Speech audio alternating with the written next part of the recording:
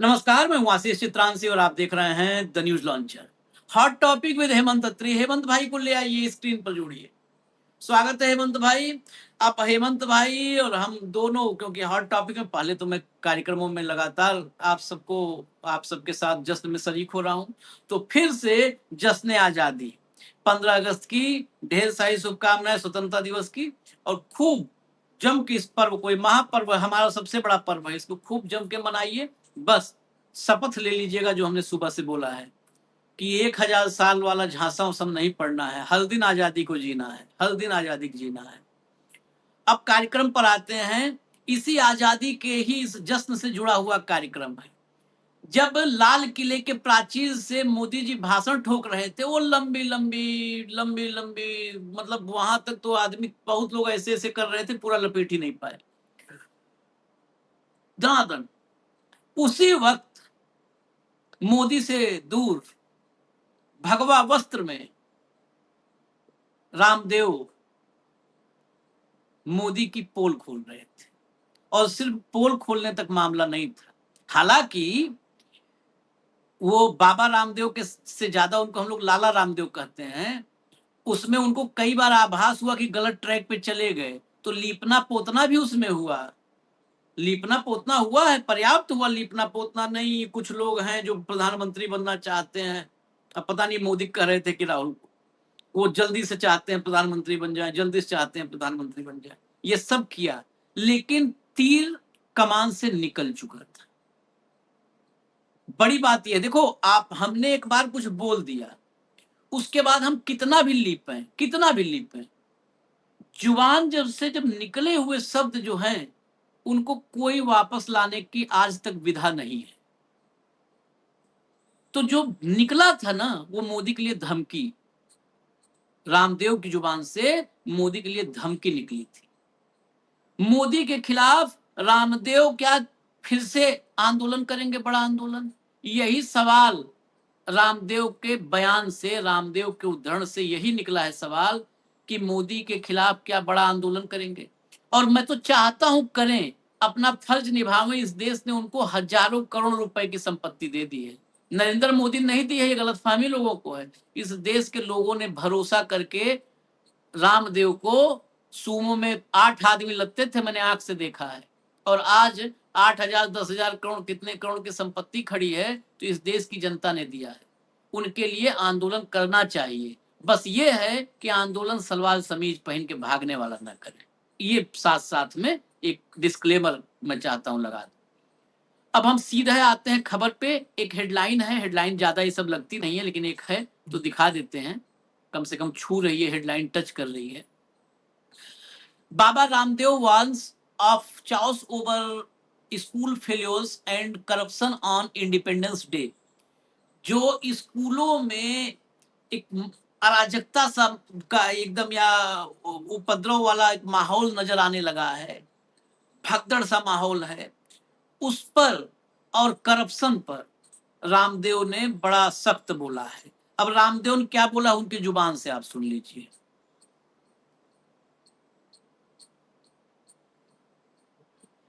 चारों तरफ देश में हंगामा है।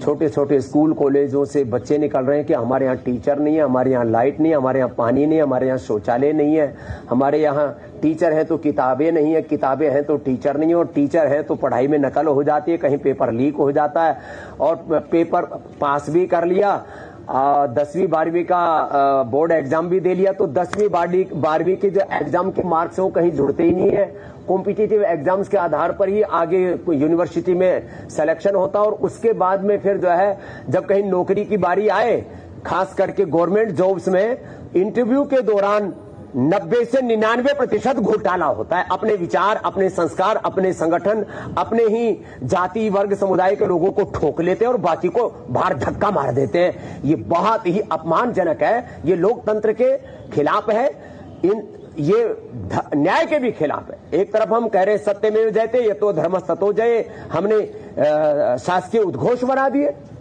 और वहां जब किसी को इंटरव्यू की बारी आती है तो 10 में से पहले से ही तय करके और पैसे लेके 25-50 लाख 1-1 करोड़ रुपए की रिश्वत लेकर के फिर भर्ती करते हैं। अब ऐसे ही आंदोलन करना पड़ा तो देश कैसे चलेगा। इसलिए भाई सुधर जाओ, नहीं तो देश में आंदोलन और ज्यादा भी हो सकते हैं। आंदोलन के नाम पर मैं अराजकता अनार्की का समर्थक नहीं हूं, लेकिन भाई ये बात तो जरूर है, देश में घपला भी बहुत है।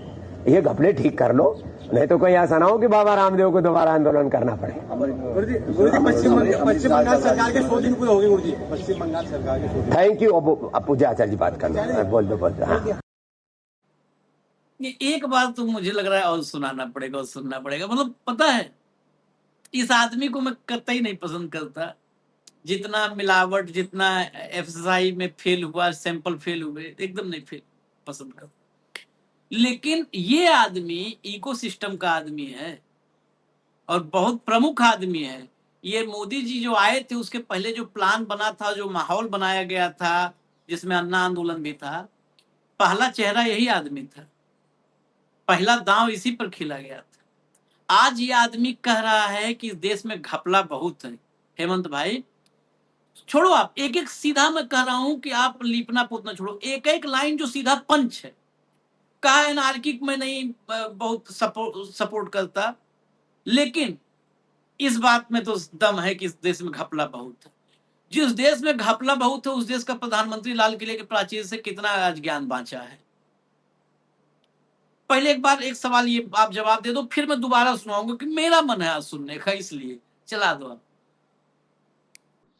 और मानसिक आजादी आज की तारीख में सबसे ज्यादा जरूरी है, जिससे आज मोदी जी डरे हुए थे कि इस तरीके के नक्सली आगे हैं। तो उसके सारे अर्थ को समझते हुए जिम्मेदार नागरिक बने, अपने अधिकारों को समझे, और जो इस तरह की ताकतें हैं जो बांट करके देश में सियासत करती हैं, उनको एक सबक भी सिखाएं। ऐसी शुभकामनाएं मैं देशवासियों को देता हूं। श्रीमान बाबा रामदेव जी संत हैं, पता है आपको, संत हैं। कई बार हम उनको लाला रामदेव कह देते हैं, कई तरह की चीजें होती है। लेकिन जिस तरीके की उन्होंने आज बात कह दी, मुझे तो ये लग रहा है कि कहीं मोदी जी उनको, अगर उनकी आखिरी लाइन सुन लें तो उनको कहीं दिमागी नक्सली ना बोल दें, क्योंकि उन्होंने तो बात ही ऐसी कह दी है। आप कल्पना कीजिए केवल कि अन्ना आंदोलन में जो व्यक्ति सलवार पहनकर भागा था, वो आंदोलन की धमकी दे रहे हैं। आखिरी वाक्य सुनिएगा उनका, सलवार पहन के भागे वाला। बाबा जी से मेरा आग्रह है कि आप अनुलोम विलोम कीजिए, अपना व्यापार कीजिए जिस भी तरीके से आप कर रहे हैं सुबह से शाम तक। आंदोलन का काम इस देश की जेन जी और जेन अल्फा ने संभाल लिया है, ठीक है ना। आपका जो आंदोलन था वो क्या था, वो इस सारे देश को भी समझ में आ गया। और 2013 से 14 के बाद जब आपकी किस तरीके की आपकी ग्रोथ हुई है व्यापार के क्षेत्र में और सारी चीजों में, वो भी सारे देश को पता है। तो आप तो कृपया कम से कम आंदोलन का नाम ना ले तो ज्यादा बेहतर। बाबा रामदेव ने आज कहा क्या है आशीष भाई, ये बड़ा इंपॉर्टेंट चीज है। और आजादी की 80वीं वर्षगांठ पर जिस तरीके की बात बाबा रामदेव ने कही, वो कहीं ना कहीं स्वीकारोक्ति है। और मुझे तो पता नहीं क्यों आप शायद सहमत होंगे या नहीं होंगे, मुझे तो बाबा रामदेव कम दिख रहे थे, उनके अंदर मोहन भागवत की आत्मा ज्यादा दिख रही थी। जैसे ये डाइवर्ट करते हैं ना चीजों को, कि मोदी कुछ कहेंगे, शाह कुछ कहेंगे, और all of a sudden Bhagwat एक बार ज्ञान देने के लिए आ जाएंगे, और सारे नैरेटिव को, पक्ष और विपक्ष, जो मैं कहता हूं ना कई बार आपको कि पक्ष भी हम और विपक्ष भी हम, तो कहीं ना कहीं उस स्पेस को लेने की कोशिश में मुझे लगा कि रामदेव आज है। वो जो बात कह रहे हैं अगर मोदी जी ने सुन ली तो इनको तो मुश्किल पड़ जाएगी। क्या कहा इन्होंने कि चारों तरफ हंगामा है, घपला बहुत है, सुधर जाओ नहीं तो आंदोलन और ज्यादा हो सकते हैं, कहीं ऐसा ना हो कि बाबा को दोबारा आंदोलन करना पड़ जाए। तो मोदी जी इसको साधारण उसमें लेंगे क्या? और क्या कह रहे हैं, देश में चारों तरफ हंगामा है, बच्चे कह रहे हैं हमारे यहाँ टीचर नहीं है, लाइट नहीं है, पानी नहीं है, शौचालय नहीं है, कहीं नकल हो जाती है, कहीं पेपर लीक, सरकारी नौकरियों के इंटरव्यू में 99% घोटाला है, सुधर जाओ नहीं तो आंदोलन और ज्यादा हो सकते हैं, देश में घपला बहुत है। ये तो बिल्कुल 100% ये तो वही बात कर रहे हैं जो मोदी जी नहीं चाह रहे थे। आज उन्होंने बाकायदा जिक्र भी कर दिया लाल किले से। तो कहीं ना कहीं मुझे लगता है जोश में कहेंगे बाबा जी ये बात। और आजकल उनको मुकदमे काटने का भी काफी शौक हो रखा है, ऐसा ना हो कि वो मुकदमे में लपेट दे। जो मीडिया ने जिस तरीके से उनकी बाइट चलाई है, वो बाइटें हटवाने के भी माहिर हो गए, पता है ना आपको। कई बड़े बड़े तोपची पत्रकारों की नौकरी भी खा चुके हैं।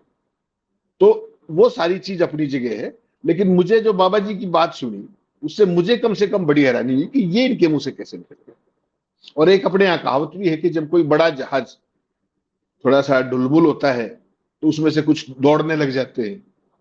तो ये भी हो सकता है, मुझे तो पता नहीं, क्योंकि बाबा जी तो देखिए दूरदर्शी हैं, प्रधानमंत्री खुद नॉन बायोलॉजिकल हैं, इनकी आपस की स्थिति क्या है वो तो मुझे नहीं पता। लेकिन जो बाबा जी ने कहा है वो निश्चित तौर पे रामदेव ने जो कहा वो अपने क्या नाम है मोदी जी के लिए एक चिंता का सबब जरूर हो सकता है 100%। सिंपल कारण ये है कि अगर उनका सबसे करीबी सहयोगी जो 2013-14 में जो बिल्डअप हुआ था, जैसे आपने कहा कि अन्ना वन्ना तो बाद में आई, तो बहुत पहले से लगा रखे थे बाबा रामदेव जैसे लोग, तो अगर वो इस परिणाम पे आए हैं तो आज की तारीख में तो मोदी जी के पास 12.25 साल के शासन के बाद अपनी अचीवमेंट बताने का था, क्योंकि यूथ उनका जो पूरा एजेंडा था उस समय उसका मुख्य घटक था। और अगर आज सारी चीजें ये परिस्थिति है, स्कूलों में टीचर नहीं है, बिजली नहीं है, फलाना नहीं है, 12.25 साल के अमृतकाल के बावजूद, तो फिर मोदी जी देश में प्रधानमंत्री क्यों? सवाल तो ये भी आएगा ना कि जो बेयर मिनिमम एमिनिटीज थी अगर आप वो भी नहीं दे पाए तो व्हाट इज द फन? क्या मतलब है उसका? 94,000 स्कूल बंद कर दिए, ये मैं और आप नहीं कह रहे, ये संसद में जवाब दिया है। 10 साल में 94,000 स्कूल बंद हुए देश में, ये संसद में सरकार का जवाब है, हमारा नहीं। तो ये सारी की सारी परिस्थितियां कुछ तो कह रही। मोदी जी जो भाषण दे रहे थे आज, उसकी जो ट्रोलिंग हुई है आप कल्पना नहीं कर सकते उसकी जो आज परिस्थिति है। लाल किले जैसी जगह पर उन्होंने जो भाषण दिया, completely out of sync, completely frustration, कहीं कुछ नहीं उसके अंदर कंटेंट वाइज। तो वो सारा चीज कहीं ना कहीं इस सरकार का जो खोखलापन है कि केवल नारों पे चलती रही और डिलीवरी के नाम पे कुछ नहीं था। कम से कम रामदेव की बात जो हम कहते हैं उसको कोलैबोरेट कर रही है, कोरिलेट भी कर रही है। जरा एक बार और सुना दे। और जो कह रहे हैं कि आज मोदी जी लाल किले के प्राचीर से जो जबरदस्त ट्रोलिंग हो रही है, तो थोड़ी सी झलक हम दिखाएंगे अगले कार्यक्रम में। अगले कार्यक्रम में हेमंत भाई के साथ अभी तत्काल लेकर आ रहे हैं, उसमें दिखाएंगे कि लड़खड़ाएंगे कैसे, मोदी जी लड़खड़ाए हैं आज। चला दो भैया, एक बार फिर से सुना दो भाई। चारों तरफ देश में हंगामा है। छोटे छोटे स्कूल कॉलेजों से बच्चे निकल रहे हैं कि हमारे यहाँ टीचर नहीं है, हमारे यहाँ लाइट नहीं है, हमारे यहाँ पानी नहीं है, हमारे यहाँ शौचालय नहीं है, हमारे यहाँ टीचर है तो किताबें नहीं है, किताबें हैं तो टीचर नहीं है, और टीचर है तो पढ़ाई में नकल हो जाती है, कहीं पेपर लीक हो जाता है, और पेपर पास भी कर लिया, 10वीं 12वीं का बोर्ड एग्जाम भी दे लिया, तो 10वीं 12वीं के जो एग्जाम के मार्क्स हैं वो कहीं जुड़ते ही नहीं है। कॉम्पिटिटिव एग्जाम्स के आधार पर ही आगे यूनिवर्सिटी में सिलेक्शन होता है, और उसके बाद में फिर जो है जब कहीं नौकरी की बारी आए, खास करके गवर्नमेंट जॉब्स में इंटरव्यू के दौरान 90 से 99% घोटाला होता है। अपने विचार, अपने संस्कार, अपने संगठन, अपने ही जाति वर्ग समुदाय के लोगों को ठोक लेते हैं और बाकी को बाहर धक्का मार देते हैं। ये बहुत ही अपमानजनक है, ये लोकतंत्र के खिलाफ है, ये न्याय के भी खिलाफ है। एक तरफ हम कह रहे हैं सत्यमेव जयते, ये तो धर्मस्ततो जय, हमने शासकीय उद्घोष बना दिए, और वहां जब किसी को इंटरव्यू की बारी आती है तो 10 में से पहले से ही तय करके और पैसे लेके 25-50 लाख 1-1 करोड़ रुपए की रिश्वत लेकर के फिर भर्ती करते हैं। अब ऐसे ही आंदोलन करना पड़ा तो देश कैसे चलेगा? इसलिए भाई सुधर जाओ, नहीं तो देश में आंदोलन और ज्यादा भी हो सकते हैं। आंदोलन के नाम पर मैं अराजकता, अनार्की का समर्थक नहीं हूं, लेकिन भाई ये बात तो जरूर है, देश में घपला भी बहुत है। ये घपले ठीक कर लो, नहीं तो कोई ऐसा ना हो कि बाबा रामदेव को दोबारा आंदोलन करना पड़े। पश्चिम बंगाल सरकार के 100 दिन पूरे हो गए गुरुजी। समझ लो, ऐसा ना हो दोबारा आंदोलन करना पड़े। अच्छा, ये सुनवा दिया सबको ना। यहीं पर लोग कहते हैं ना कि सिर्फ गोदी मीडिया सिलेक्टिव होती है, हम नहीं है। हम जो लीपने की कोशिश किया उसको भी हम सुनाएंगे। ये आप सोचिए कि हम उतना भी नहीं, तो लोग कहते ना इतना सुना दिए हमारा दर्शक मजे में आ गए। सोचिए आदमी गलती करके फिर लीपने की कोशिश कैसे करता है, और लीपने की कोशिश में और जो है अपने मुंह पे पोत लेता है। आजकल एक लड़के लड़कियों के 4-4 बॉयफ्रेंड गर्लफ्रेंड है। ये सब ज्ञान इनको किसने दिया है? आप सोचो, ये लीपते लीपते कहां आदमी पहुंच गया। जरा क्लिप सुना दीजिए अगली, जो ये नाई वाली रामदेव की। हाँ, नारे लगाए लोगों ने। देखो ये कुछ खुरापाती लोग हिंदुओं में भी है, कुछ खुरापाती लोग मुसलमानों में भी है। ये चारों तरफ जो खुरापात करने वाले लोग हैं ना, इन सबको संविधान और लोकतंत्र के दायरे में इतना भयंकर दंडित करना चाहिए कि किसी की हिमाकत ना हो एक दूसरे के प्रति घृणा और नफरत फैलाने। पॉज करना, एक बार पॉज करना। हाँ, इस लाइन से रामदेव ने अपने जीवन में जो सबसे दुरुस्त लाइन बोली है, ये लाइन थी सबसे दुरुस्त लाइन। हमेशा कहते हैं हर जगह पर कुछ उद्दंड खुराफाती लोग हैं, हर जगह पर। पता नहीं कहां से आज ये सब ज्ञान निकल रहा था, पता नहीं कहां से निकल रहा था। ये बहुत बढ़िया, हर जगह पे है उद्दंड, और उन उद्दंडों को रोकना है। लेकिन आगे चलिए, अब लिपाई आगे देखिए, यही शुरू हो गई कुछ लिपाई। लोगों को ऐसा लगता है भारत में कुछ अच्छा हो ही नहीं रहा, भारत तो पूरी तरह से बर्बाद ही हो गया। कौन है जी? जो खुद बर्बाद हो चुके हैं राजनीतिक दृष्टि से, जिनको ऐसा लगता है कि कब छपाकी मार करके और प्रधानमंत्री की कुर्सी पर बैठ जाओ। ऐसा कभी कोई होता है क्या? देश आपको प्रधानमंत्री बनाता है, तो भाई थोड़ा सब्र रखो। और देश में ना जातियों को लड़ने दो, न जाति वर्ग समुदायों के नाम पर घृणा और नफरत होने दो, और न राजनीतिक रूप से पक्ष और प्रतिपक्ष होना चाहिए। एक दूसरे के साथ शत्रुता नहीं होनी चाहिए। देश का संविधान और देश का लोकतंत्र, देश की संस्कृति, संस्कार और सभ्यता हमें यह सिखाती है। परस्परम भावयन्तः श्रेयः परमावाप्स्यथ, मित्रस्य चक्षुषा सर्वाणि भूतानि समीक्षन्ताम्, यस्तु सर्वाणि भूतानि आत्मैव विजानत तत्र को मोहः शोक एकत्वं पश्यते। हम तो कहते हैं ओम सर्वम खलु इदं ब्रह्म वासुदेवः सर्वम। एक दूसरे के में हमने एक ब्रह्म का दर्शन किया है। एक दूसरे को शत्रु मत मानो भैया। लड़ने के लिए पाकिस्तान है, लड़ने के लिए विदेशी ताकतें हैं, लड़ने के लिए तो कभी अमेरिका हमको धमका देता है, कभी इधर उधर से शी जिनपिंग कभी आंखें तर्रा लेता है। तो भैया लड़ने के लिए शत्रु बहुत भाई, है। फिर आपस में फिर राजनेताओं को फिर लड़ना झगड़ना नहीं चाहिए। पॉज। मैं इसलिए बीच बीच में कर रहा हूँ। दूसरा, ये शुरुआत की थी कि लीपेंगे, लेकिन लीपते लीपते ये सारा गोमूत्र और गोबर का लेप इन्होंने भाजपा पे लगा दिया, सारा लगा दिया। आप सोचिए शुरुआत कहां से की इन्होंने, कि हिंदू मुस्लिम दोनों में कुछ खुराफाती उद्दंड लोग हैं, उनको सजा देने की जरूरत है। उसके बाद क्या आ गए यहाँ पर, ये राहुल गांधी और कांग्रेस पर साध रहे थे निशाना, लेकिन वहां से भी फिर इनका डाइवर्जन हो गया। पता नहीं मानसिक रूप से क्या हुआ था इनको, फिर डाइवर्जन हुआ। और बताते बताते कि राजनीति में शत्रुता नहीं होनी चाहिए, बताते बताते कहां पहुंच गए कि हमें कभी ट्रंप डांट देता है, हड़का देता है, कभी हमें जिनपिंग हड़का देता है। बताओ, मोदी का मुंह दिखाने लायक नहीं छोड़ा आज रामदेव ने। और मैं फिर कह रहा हूं, मैं बीच बीच में पॉज करवा रहा हूं भाई, ये कार्यक्रम हल्का नहीं है। पहली क्लिप से ज्यादा दूसरी क्लिप में है बहुत सारी चीजें। नरेंद्र अंधभक्त इस बात को सुन लें, या तो आज ही वो रामदेव का परित्याग कर दें, नरेंद्र मोदी के पास ही रहें, और नहीं तो नरेंद्र मोदी का परित्याग करें। रामदेव कह रहे हैं कि कभी अरे हमारा क्या है, हमें आपस में क्यों लड़ रहे हो, लड़ने के लिए बहुत है, बेचारा जो है आपस में लड़ रहे हो। कभी उधर ट्रंपवा हड़काता है, कभी जिनपिंग हमको डांट देता है। थोड़ा सा बैक करके चलाइएगा फिर इस बात को, और सोचिए हम लोग कहते हैं डंका, गांव गांव में फैला दिया इन सबने गोदी मीडिया के जरिए डंका। कहाँ है सुधीर चौधरी, आवे रामदेव को ज्ञान दे।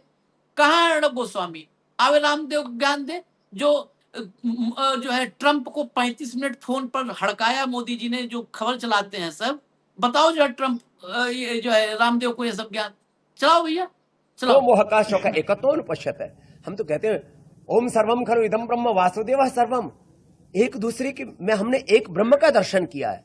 एक दूसरे को शत्रु मत मानो भैया। लड़ने के लिए पाकिस्तान है, लड़ने के लिए विदेशी ताकतें हैं, लड़ने के लिए तो कभी अमेरिका हमको धमका देता है, कभी इधर उधर से शी जिनपिंग कभी आंखें तर्रा लेता है। तो भैया लड़ने के लिए शत्रु बहुत है। आपस में राजनेताओं को लड़ना झगड़ना नहीं चाहिए। लोकतांत्रिक रूप से बहस करनी चाहिए, लोकतांत्रिक रूप से अपनी बात भी रखनी चाहिए। लेकिन राजनीतिक नफरत और सामाजिक रूप से, धार्मिक रूप से, सांस्कृतिक रूप से, वैचारिक रूप से, जातीय वर्गीय रूप में जो नफरत है, जो भेद डाला था देश में, फूट डालो राज करो, तो अभी भी चल रहा है। ये घृणा विभेद ठीक नहीं है। देश को प्रेम मोहब्बत से आगे बढ़ाना, और देश में जो अच्छा हो रहा है उसकी सराहना भी करनी है। देश में एग्रीकल्चर में, इंडस्ट्री में, इकोनॉमी में, हर क्षेत्र में बहुत अच्छा भी हो रहा है। कितने बच्चे हैं, कितने जवान हैं, कितने जेनजीज हैं जो अच्छा भी कर रहे हैं। कुछ लोग हुड़दंगा भी कर रहे हैं। एक एक लड़का, एक एक लड़की के 5-5, 10 गर्लफ्रेंड बॉयफ्रेंड भी है। कुछ लोग जो है बीड़ी सिगरेट शराब भी पी रहे हैं। तो हम ये कह रहे हैं जो बुराइयां हैं उनको दूर करो, अच्छाइयों को साथ में लेकर के आगे बढ़ो, और एक दूसरे से नफरत कहीं नहीं करो। हेमंत भाई, जरा भी नहीं हड़बड़ाना है, तसल्ली से 5-7 मिनट आप तसल्ली से। आप एक एक शब्द, एक एक लाइन दोनों वाले क्लिप का देखो। नरेंद्र मोदी को मुंह दिखाने लायक नहीं छोड़ा है रामदेव ने। नहीं, लेकिन उनकी लाइन भी टोकी है। देखिए, ऐसा नहीं, वो चीन का नाम नहीं लेते मोदी जी, इन्होंने चीन का नाम लिया। हाँ। वो केवल पाकिस्तान को गरियाते हैं, इन्होंने पाकिस्तान का नाम लिया। आज हालांकि मोदी जी ने लाल किले से पाकिस्तान का नाम नहीं लिया पहली बार, हाँ। पहली बार हिंदू मुस्लिम नहीं किया, लेकिन ये पाकिस्तान का नाम लेना नहीं भूले। लेकिन जो सबसे भीषण, भयंकर और आत्मघाती दुखती रग है, उसका जिक्र कर दिया कि अमेरिका धमका देता है। ये तो मानने को सुधीर चौधरी इसका जिक्र करते, सुधीर चौधरी की नौकरी 1.5 मिनट में चली जाएगी, 1.5 मिनट पूरी नहीं लगेगी, ठीक। वो तो इस तरह के आइटमों का नाम भी नहीं लेंगे वो। लेकिन इन्होंने जो कहा कि ट्रंप जो है, ट्रंप धमका देता है, शी जिनपिंग धमका देता है, और फिर चीन का नाम ले लिया, ठीक। तो आज रामदेव जो है, बस जो उनका जो एक्चुअल में वो नेचुरल सेल्फ है ना, जो मुंह में आता है बोल देते हैं, वो उस टाइप की टिप्पणी, हालांकि आजकल बड़ा वो कैलकुलेट करके बोल रहे थे पिछले कुछ समय से, और विवादों से जब से सुप्रीम कोर्ट में झाड़ पड़ी थी और पड़ी थी तो बचे हुए थे। तो आज आजादी का मौका था, 80वां देश था, उन्होंने सोचा कि चलो हम भी बहती गंगा में छक्का मार दें। तो उन्होंने छक्का तो मारा, लेकिन वो हिट विकेट कर दिया श्रीमान नरेंद्र मोदी को। उनकी जितने भी फॉल्ट लाइन्स हैं वो सारी की सारी एक्सपोज कर दी। जो पहला वीडियो आपने दिखाया वो एक कंप्लीट कोलैप्स है मोदी सत्ता की डिलीवरी सिस्टम का, ये मान के चलिएगा। कंप्लीट कोलैप्स है कि एजुकेशन के मामले में, यूथ के मामले में Modi government is a disaster. मानेंगे ना आप इस बात को जो उन्होंने कहा? बिल्कुल। और परीक्षा प्रणाली को, और अब जो ये दूसरा वाक्य, दूसरा इसमें कहा, ये उसको आपने बिल्कुल ठीक कहा, उसको कवर अप करने की कोशिश कर रहे थे, लिपापोती करने की कोशिश कर रहे थे। देश के युवाओं के नाम पर जिस तरीके से उसमें अमेरिका को घुसेड़ लाए, शी जिनपिंग को ले आए, पाकिस्तान से लड़ लो, और अल्टीमेटली फिर वो पहुंचे कहां पे? प्रवचन पे, कि नेताओं को आपस में, ये बात तो मैं और आप रोज कहते हैं कि भाई राजनीति में स्वस्थ प्रतिस्पर्धा होती है, शत्रुता भाव नहीं होता। तो उस सारे को कवर अप करते करते उसको असल में फैला ज्यादा दिया इन्होंने। शी जिनपिंग से लड़ लो, एक बार मोदी जी से कहलवा दो ना, शी जिनपिंग से लड़ लो, कहलवा के देखो एक बार। अरुणाचल से लेकर लद्दाख तक तमाम लोग, लोकल लोग आके बता रहे हैं कि भाई इस तरीके ना वो कर रहा है। मोदी जी के मुंह से एक शब्द निकला हो, चलो छोड़ो मोदी जी, राजनाथ के मुंह से निकला हो, चाणक्य के मुंह से निकला हो, किसी के मुंह से निकला कोई शब्द? ना निकला, ना निकलेगा। तो रामदेव ने आज बेसिकली अनजाने के अंदर मोदी सरकार को एक तो आईना दिखा दिया। दूसरी बात जो आशीष भाई, मैं कई बार आपको हंसता हूं कि मूर्ख जो है ना दोस्त, उससे अच्छा समझदार दुश्मन होता है। इन्होंने जो आज बात कह दी, उनको तो मोदी के अंदर भक्त मानेंगे ना कि ट्रंप धमकाता है हमें, उनको तो मानेंगे ना वो कि शी जिनपिंग भी धमकाता है। और मोदी जी 12.25 साल से डंका बजाने की बात कर रहे हैं। जब आपको कोई धमकाई जाता है आपके उसमें प्रधानमंत्री काल में, तो फिर डंका कहां बचा या बच गया कहीं पे? तो इसलिए मैं कह रहा हूं आपको कि इन्होंने सारी की सारी फॉल्ट लाइंस एक्सपोज कर दी। और जेनजी का जहां तक मामला है, जेनजी को लेकर आप मानने चाहे ना माने, मेरा व्यक्तिगत तौर पे मानना है, बीजेपी, आरएसएस, उसके आईटी सेल और उनके रामदेव जैसे तमाम जो सेनापति हैं, वो अभी तक जेनजी को लेकर कंफ्यूज, आप मानो चाहे मत मानो। हाँ, कंफ्यूज। मैं वो दोहराए पे खड़े हैं।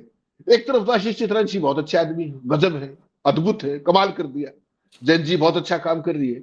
दूसरी तरफ वो दूसरे वाले भी हैं जो बता रहे थे आप, 4-4, 5-5 जो भी वो कर रहे थे। ये इनकी असलियत सोच है, इनकी असली सोच वही है। बीच में वो कहना पड़ता है कि जेनजी बहुत अच्छा भी कर रही है। तो ये बेसिकली कहीं ना कहीं बैलेंसिंग एक्ट करने की कोशिश रामदेव जी कर रहे हैं। जो बात उनके मुंह से निकल गई, और एक बार मुंह से निकली हुई बात को कवर अप करना धीरे से आसान नहीं होता है। तो आज इन्होंने जो किया है, ये बाइट, मोदी जी की तो ये इच्छा रहती कि काश ये बाइट ना ही होती, हो सकता है अटाटू विदे तमाम लोग गेम भी कर ले, क्योंकि रामदेव का भी देखिए बहुत बड़ा इकोसिस्टम, सरकार के बाद he is one of the biggest advertisers in the country. तो जिसको चाहे वो, जो चाहे वो करवाने में सक्षम। आपको पता है ना, एक चैनल के जो कितने सीनियर जर्नलिस्ट अपने साथी थे, उनको हटवा के माना। उन्होंने कुछ नहीं, सवाल पूछा था कि आप जहाज में चलते हैं, ये करते हैं, वो करते हैं, उसके बाद जो परिस्थिति की गई। तो रामदेव आज की तारीख में आत्मनिर्भर भी है पूरे तरीके से, और मोदी सत्ता का बुरा भी नहीं चाहते, लेकिन कहीं ना कहीं खतरा भी है। तो बैलेंसिंग करने की कोशिश कर रहे हैं कि जरूरत पड़ी तो मैं आंदोलन कर दूंगा। सोच सकते हैं क्या रामदेव जी आज की तारीख में आंदोलन करने? कल्पना कर सकते हैं क्या? ये वेदांता बन जाएंगे कहीं, ऐसा ना हो कि इनकी बात अगर दिल पे लग गई तो 2-4 दिन में वेदांता बन जाएंगे। एक खाली अडानी के खिलाफ एक जेपी के टेंडर में घुस गया था वेदांता, उसके बाद पता है ना। तो जो गत बनी थी। हाँ, तो ये ध्यान रखना है सब। और रही बात ये जेनजी वाला ना, जेनजी में क्या होता है, ये सब जेनजी में एक जगह पे गलती कर रहे हैं, मैं बता रहा हूँ, मैं आज टिप दे रहा हूँ, मोहन भागवत से लेकर के और रामदेव तक। ये जेनजी को आशीष चित्रांशी, हेमंत अत्री का जनरेशन मान ले रहा है। इन्हें क्या लगता है, क्योंकि हमारे जनरेशन को झांसा देना, दिन भर में अगर मोदी जी जिन कलाओं में पारंगत हैं, दिन भर में 24 घंटे में 48 बार झांसा देते हैं हमारे जनरेशन को ये, और हमारी जनरेशन 48 बार ताली बजाती है, वाह मोदी जी वाह, जो मीम बनता है, वाह मोदी जी वाह। तो वही ये समझ लेते हैं इस जनरेशन को। हम लोगों के कुछ पूर्व जन्मों के पुण्य थे कि हमारी औलादें हमसे अलग रास्ते पे गई। वो समझदार है, वो समझदार है। बस इतने समझ लीजिएगा, अगर आप समझदार हैं तो मैंने बहुत सारा टिप दे दिया आपको। आप उनको इसीलिए क्या करते हैं ना, ये हम भी कर देंगे आंदोलन। इनको लगता है कि जेनजी कहेगा रामदेव जिंदाबाद, जेनजी फिर रामदेव का तुरंत इसी के बाद रामदेव का हिसाब मांगने लगता है कि तुम्हारे कितने सैंपल फेल हुए, तुमने क्या क्या फर्जीवाड़े किए हैं। तो फिर ये गरियाने लगेंगे, कहेंगे यार लग रहा है जेनजी गड़बड़ है, ये तो नहीं मान रहे हैं। यहाँ पे चूक हो रही है, जिससे बार बार चूक हो रही है। इसीलिए भागवत और लिमय नजर आते हैं, एक ही इकोसिस्टम में दो ध्रुव नजर आने लगते हैं। ये सबका झांसा का एक नया स्कीम है, लेकिन सेट नहीं हो पा रही स्कीम, फेल कर जा रही है बार बार। बस अब हमको इजाजत दीजिए, क्योंकि फिर आना है मोदी जी के आज के डंके आवाज आप तक पहुंचानी है। तो बस तुरंत आ रहे हैं इस कार्यक्रम के बाद। धन्यवाद हेमंत भाई, बहुत बहुत धन्यवाद, नमस्कार।